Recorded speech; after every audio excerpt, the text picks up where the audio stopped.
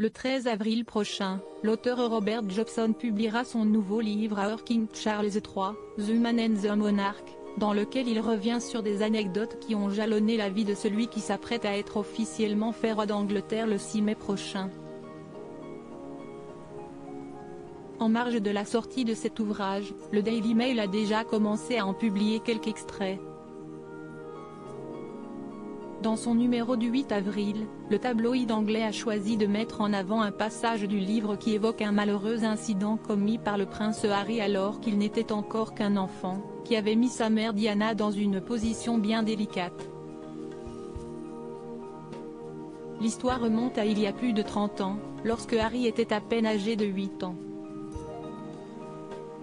Diana avait organisé pour lui et son grand frère William une sortie à bord d'un bus londonien, sous protection policière pour des questions de sécurité. À bord du véhicule, la princesse des cœurs s'est vite retrouvée dépassée par la situation en raison du mauvais comportement de son fils cadet qui s'amusait à se moquer de l'accent pendjabi du conducteur du bus. Un acte de racisme ordinaire, comme le décrit l'auteur, qui ne semblait pas préoccuper le chauffeur, mais qui avait fortement mortifié Diana, qui aurait demandé que la course soit interrompue. D'après Robert Robson, la petite famille serait immédiatement descendue aux abords de Green Park et Diana aurait giflé Harry avant de lui dire de ne plus jamais refaire ça.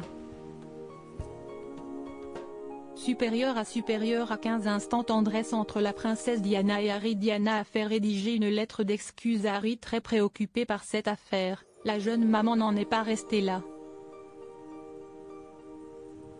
De retour à la maison, elle aurait demandé au jeune Harry de rédiger une lettre afin de s'excuser pour son comportement et pour avoir gâché cette journée organisée par l'inspecteur de police. Une lettre que Robert Robson prétend avoir pu consulter auprès de l'inspecteur Kenworth qu'il a toujours en sa possession. J'ai vu la lettre dans laquelle Harry plaisante à propos de la phrase qu'il a prononcée, au conducteur de bus.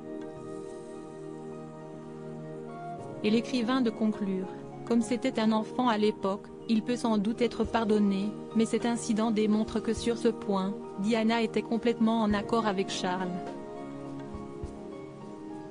Elle ne tolérait aucune forme de racisme de la part de ses deux fils.